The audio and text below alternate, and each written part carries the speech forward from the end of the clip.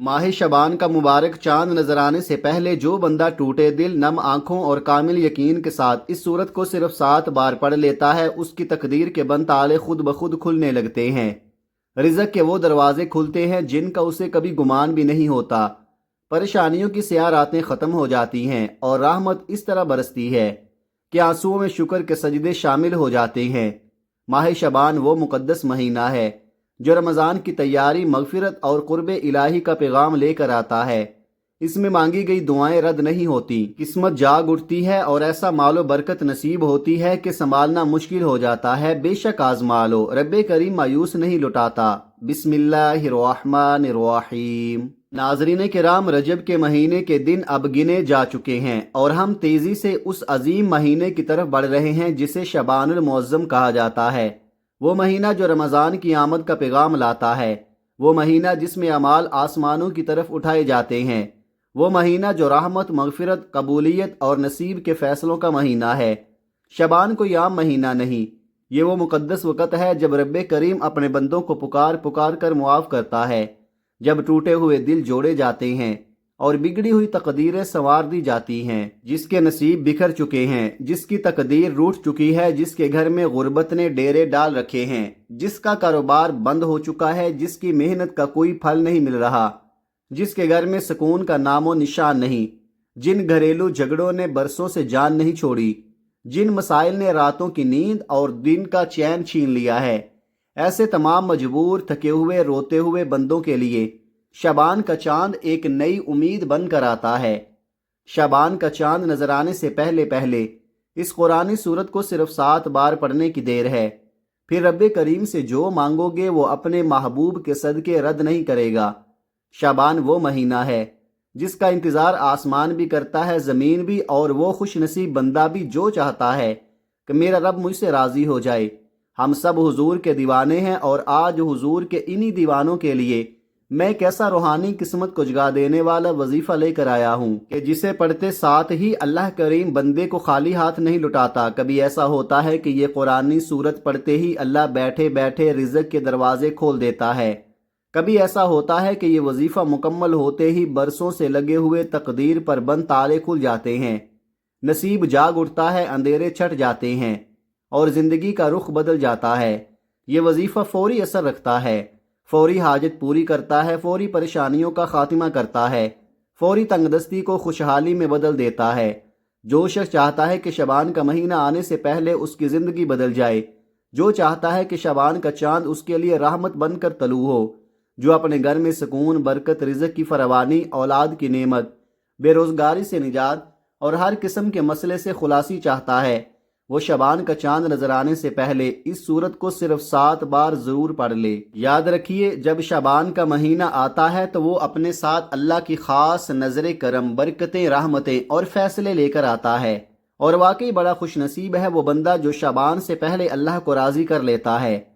तवज्जो कीजिएगा, जो शख्स शबान से पहले अल्लाह को मना लेता है, अल्लाह उसे अपना लाडला बना लेता है।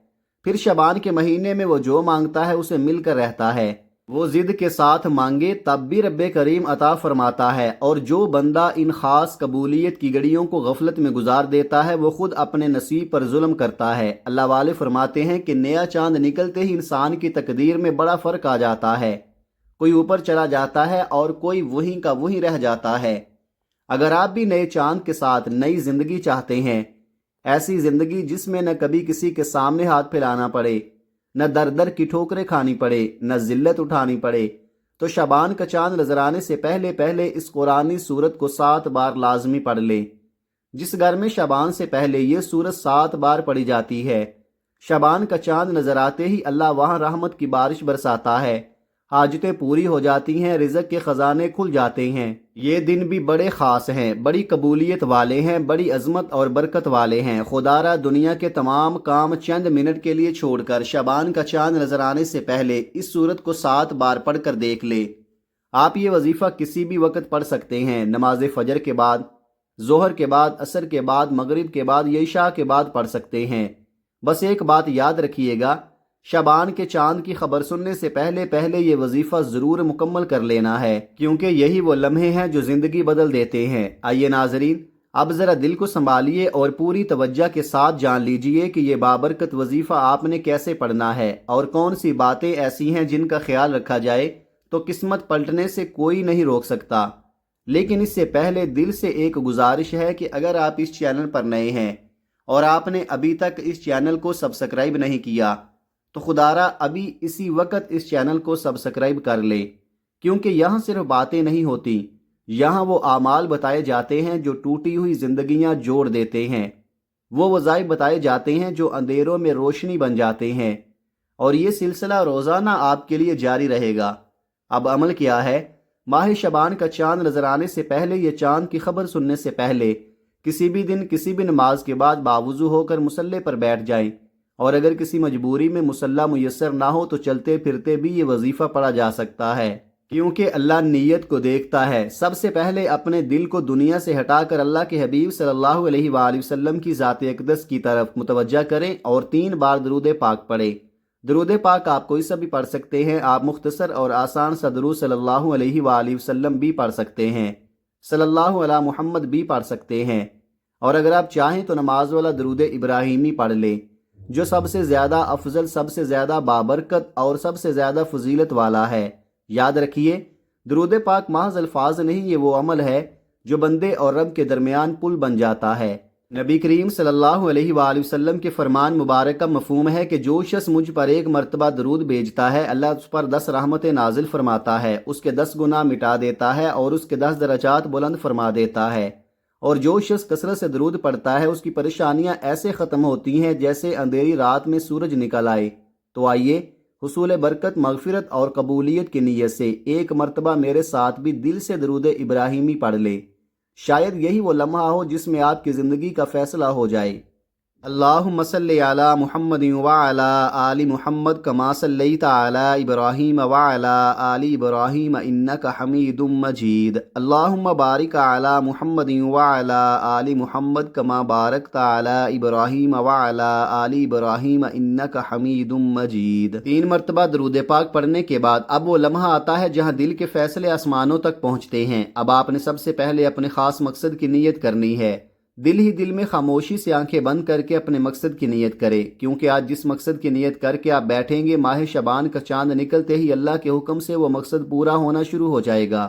آپ نے گھر چاہتے ہیں تو گھر مانگ لیں، گاڑی چاہتے ہیں تو گاڑی مانگ لیں، نوکری کی فکر ہے تو نوکری مانگ لیں، شادی کی رکاوٹ ہے تو شادی کی نیت کر لیں، قرضوں نے کمر توڑ رکھی ہے تو قرض سے نجات کی نیت کر لیں۔ مقصد جتنا مرضی بڑا ہو، جتنا مرضی ناممکن لگے، اللہ والوں کا کہنا ہے کہ یہ سورہ مبارکہ پڑھتے ہی ناممکن مقصد ممکن ہو جاتا ہے۔ جیسے ہی آپ اپنے مقصد کی نیت کر لیں تو فوری طور پر آپ نے 1 بار اعوذ باللہ من الشیطان الرجیم بسم اللہ الرحمن الرحیم پڑھ کر وظیفے کا باقاعدہ آغاز کرنا ہے۔ اور سب سے پہلے نمبر پر جو وظیفہ آپ نے پڑھنا ہے وہ بسم اللہ الرحمن الرحیم کا وظیفہ ہے۔ اللہ والے فرماتے ہیں کہ جب کوئی بندہ کسی بھی اہم کام کا آغاز بسم اللہ الرحمن الرحیم سے کرتا ہے تو اس کام سے ہر طرح کے زمینی اور شیطانی اثرات ختم ہو جاتے ہیں، چاہے وہ نظر بد کے ہوں، حسد کے ہوں یا جادو جنات کا اثر ہو۔ ماہ شعبان کا چاند نظر آنے سے پہلے جو بندہ بسم اللہ الرحمن الرحیم کا یہ وظیفہ پڑھ لیتا ہے، نیا مہینہ شروع ہوتے ہی اس کی زندگی کا ایک نیا باب کھل جاتا ہے۔ ایسی زندگی جس میں نہ دکھ باقی رہتے ہیں، نہ پریشانیاں، نہ کسی کے سامنے ہاتھ پھیلانا پڑتا ہے، نہ کسی کے آگے جھکنا پڑتا ہے۔ سوچیں اس سے بڑھ کر اور کیا چاہیے۔ یہ بھی یاد رکھیے گا کہ جس کام کے آغاز میں بسم اللہ پڑھی جاتی ہے اس میں اللہ کی خیر شامل ہو جاتی ہے، اس میں برکت آ جاتی ہے، اس میں اللہ کی حفاظت آ جاتی ہے، اور پھر زندگی آسان ہو جاتی ہے، راستے خود بخود کھلنے لگتے ہیں، کامیابی قریب آ جاتی ہے۔ اب آپ نے بسم اللہ الرحمن الرحیم کیسے اور کتنی بار پڑھنی ہے پوری توجہ سے سن لیں۔ بسم اللہ الرحمن الرحیم 1 بار، بسم اللہ الرحمن الرحیم 2 بار، بسم اللہ الرحمن الرحیم 3 بار۔ اس طرح آپ ہاتھوں کی انگلیوں پر پڑھ لیں یا تسبیح کے دانوں پر پڑھ لیں، آپ نے صرف 21 بار پڑھنا ہے۔ یہ وظیفہ آپ نے اسی ترتیب اور اسی گنتی کے ساتھ پڑھنا ہے، کیونکہ بعض اوقات انسان جذبات میں آ کر کم یا زیادہ پڑھ جاتا ہے، اس لیے پوری کوشش کریں کہ بسم اللہ الرحمن الرحیم 21 بار ہی پڑھیں۔ جب آپ 21 بار پڑھ رہے ہوں تو اپنے دل میں جو بھی خواہش ہے، جو بھی مقصد ہے، جو بھی حاجت ہے خاموشی سے اللہ کے سامنے رکھتے جائیں۔ آپ خود محسوس کریں گے کہ جیسے دل ہلکا ہو رہا ہو، دماغ کو سکون مل رہا ہے، دل کی بے چینی ختم ہو رہی ہے، اور یوں لگے گا جیسے آپ واقعی اپنی تنگ دستیوں اور پریشانیوں سے باہر نکل رہے ہیں۔ تب آپ کو اندازہ ہوگا کہ اللہ کو راضی کرنا کتنا آسان ہے، اور افسوس کہ ہم میں سے اکثر لوگ نہ اللہ کو راضی کرنے کی کوشش کرتے ہیں، نہ دل سے اللہ سے مانگتے ہیں۔ اب ناظرین، پہلے نمبر پر 21 بار بسم اللہ الرحمن الرحیم مکمل پڑھنے کے بعد دل کو اور زیادہ حاضر کر لے، کیونکہ اب جو دوسرا عمل بتانے جا رہا ہوں وہ ایسا وظیفہ ہے جو قرآن پاک کا دل ہے، اور وہ قرآنی صورت ہے جسے اہل علم نے سورہ شفا کہا، جسے ام الکتاب کہا، جسے کامیابی، رزق، شفا اور قبولیت کا راز کہا جاتا ہے۔ جی ہاں، وہ عظیم، وہ مقدس، وہ دلوں کو بدل دینے والی صورت ہے سورہ فاتحہ، جسے الفاتحہ بھی کہا جاتا ہے، جو قرآن پاک کی پہلی صورت ہے اور جس کے بغیر نماز بھی مکمل نہیں ہوتی۔ اب ذرا ٹھہر کر ادب اور محبت کے ساتھ سورہ فاتحہ کی تلاوت سماعت فرمائیں، کیونکہ یہ وہ کلام ہے جو آسمانوں کے دروازے کھول دیتا ہے۔ بسم اللہ الرحمن الرحیم، الحمد للہ رب العالمین، الرحمن الرحیم، مالک یوم الدین، ایاک نعبد و ایاک نستعین، اہدنا الصراط المستقیم، صراط الذین انعمت علیہم غیر المغضوب علیہم ولا الضالین، آمین۔ آپ نے سورہ فاتحہ کو صرف 7 بار پڑھنا ہے۔ اکابرین امت فرماتے ہیں کہ اگر کوئی بندہ کھانا کھاتے وقت زبان سے کچھ نہ بولے، بس کھاتا رہے اور دل ہی دل میں 7 بار سورہ فاتحہ پڑھ لے، تو وہ کھانا نور بن جاتا ہے، وہ کھانا شفا بن جاتا ہے۔ حتیٰ کہ اگر وہ کھانا ظاہراً نقصان دہ بھی ہو تو اللہ اسے فائدے میں بدل دیتا ہے۔ سوچئے جس صورت کا یہ کمال ہو، اس کا اثر زندگی پر کیا ہوگا۔ سورہ فاتحہ کے معجزات، اس کے کمالات، اس کی برکتیں اگر بیان کرنے بیٹھ جاؤں تو یہ گفتگو ختم نہ ہو۔ بس اتنا یاد رکھیے کہ ماہ شعبان کا چاند نظر آنے سے پہلے آپ نے سورہ فاتحہ کو 7 بار ضرور پڑھنا ہے۔ 7 کا عدد خود اللہ کی نشانی ہے۔ 7 دن، 7 آسمان، 7 زمینیں، اور جب آپ شعبان سے پہلے 7 بار سورہ فاتحہ پڑھتے ہیں تو اللہ 7 آسمانوں اور 7 زمینوں کا رزق آپ کے مقدر میں لکھ دیتا ہے۔ اور جو لوگ کہتے ہیں مجھے کبھی کسی وظیفے سے فائدہ نہیں ہوا، میری دعائیں قبول نہیں ہوتی، ایسے لوگ بس ایک بار شعبان کا چاند نکلنے سے پہلے اس ایک سورت کو 7 بار پڑھ کر ہاتھ اٹھا کر ضد کر کے اللہ سے مانگ کر دیکھ لے۔ رب کریم فرماتا ہے بس مانگنے والا ہونا چاہیے، پھر عطا کرنے میں کوئی کمی نہیں ہوتی۔ ایک بات ہمیشہ یاد رکھیے گا، سورہ فاتحہ کو 7 بار پڑھنے کا مطلب یہ نہیں کہ جلدی جلدی پڑھ لی جائے، بلکہ محبت، یقین اور عقیدت کے ساتھ پڑھنا ہے۔ سورہ فاتحہ شکر بھی ہے، سورہ فاتحہ صراط مستقیم کی دعا بھی ہے، اور سورہ فاتحہ اللہ کو راضی کرنے، اللہ کو منانے اور اللہ کے قریب ہو جانے کا ایک ایسا راز ہے جو ہر کسی کو نصیب نہیں ہوتا، مگر آج یہ راز آپ کے ہاتھ میں ہے۔ دوسرے نمبر پر 7 بار سورہ فاتحہ مکمل پڑھنے کے بعد اب آپ نے تیسرے اور آخری نمبر پر کون سا وظیفہ پڑھنا ہے؟ یہ وہ وظیفہ ہے جہاں غربت دم توڑ دیتی ہے اور رزق زندہ ہو جاتا ہے۔ اب جو وظیفہ آپ نے پڑھنا ہے وہ اللہ تعالیٰ کے صفاتی نام کا وظیفہ ہے، اور وہ عظیم نام یا غنیو ہے۔ یا غنیو وہ نام جو فقیر کو بادشاہ بنا دیتا ہے، یا غنیو وہ نام جو غیب سے رزق کے دروازے کھول دیتا ہے، یا غنیو وہ نام جو نسلوں سے چلی آ رہی ہے غربت کی زنجیروں کو توڑ دیتا ہے۔ جو کہتا ہے میرا روزگار نہیں چلتا، جو کہتا ہے محنت بہت ہے مگر برکت نہیں، جو کہتا ہے ہم برسوں سے تنگی اور محرومی میں جی رہے ہیں، ایسے تمام لوگ ماہ شعبان کا چاند نظر آنے سے پہلے سورہ فاتحہ 7 بار پڑھنے کے بعد یا غنیو کا وظیفہ پڑھ لے۔ اللہ والے فرماتے ہیں جو یا غنیو پڑھ لیتا ہے اس پر نظر خاص ہو جاتی ہے۔ اگر آپ بھی چاہتے ہیں کہ آپ پر اللہ کا خاص کرم ہو جائے، اگر آپ بھی چاہتے ہیں کہ حالات آپ کے قدموں میں آ جائیں، تو یا غنیو پڑھ لے۔ یہ اللہ کریم کی وہ صفت ہے جس کے بارے میں اللہ خود فرماتا ہے میں جب چاہوں جسے چاہوں غنی کر دوں، اور جب چاہوں جسے چاہوں فقیر کر دوں۔